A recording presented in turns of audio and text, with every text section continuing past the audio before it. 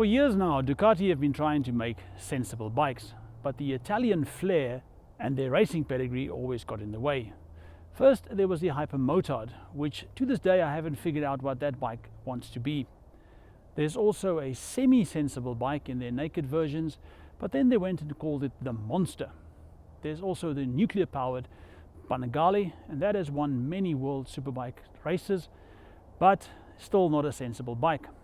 In 2016 though, Ducati started plugging the holes in their lineup, and they started with an entry level called the Scrambler. They launched a whole host of Scrambler derivations. They gave us a smaller capacity Monster, a smaller capacity Multistrada, there was even a bigger Multistrada, but then they gave us this, the most beautiful bike at the 2016 EICMA show, the Ducati SuperSport, their attempt at a sensible sports tourer.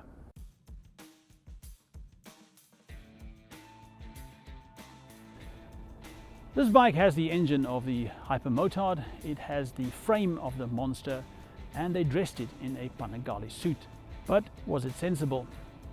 Well, for that they raised the handlebars, they also moved the foot pegs forward, and that was supposed to prop you up into a more upright position, but the seating position, although comfortable, is still more to the sporty side of touring. This bike is drop dead gorgeous.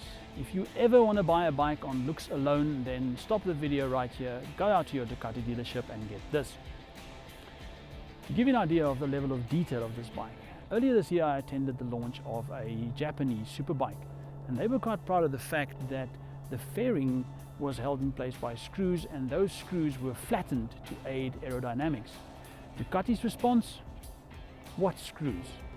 There are two models in this range. There's the base SuperSport, and then there's this, the SuperSport S. Mechanically they share the same engine, the same Brembo discs, and they are physically identical. The S doesn't have more power or anything, but the S comes with Öhlins shocks, it has a quick shifter, and it has that little cowl on the seat. The other thing it does have is that the S is also available in white. This particular model is also fitted with the aftermarket Akrapovic exhausts. Now, when you fit those exhausts, the sound from that exhaust is just glorious, but you lose your pillion's foot pegs. But that's not a problem, because if your pillion finds out how much those things cost, she'll leave you anyway. Two gripes I have with this bike. One is the mirrors.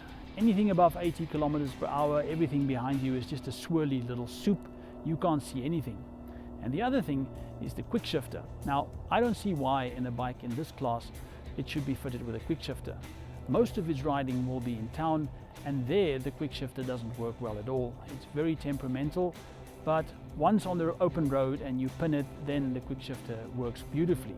Also, on the downshifts, the sound coming from those Akrapovic exhausts is just glorious to behold. I love the torquey nature of the engine.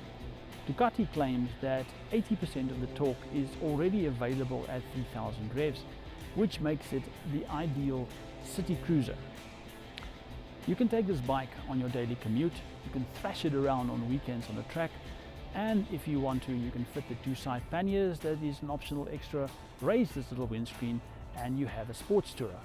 This is the type of bike that you don't buy because of fuel consumption or weight or wheelbase. This is the type of bike that you buy with your heart. If you have a bike that looks this good, goes this well, makes you feel this good, and that you can use as a weekend cruiser, then maybe Ducati have finally made a sensible bike.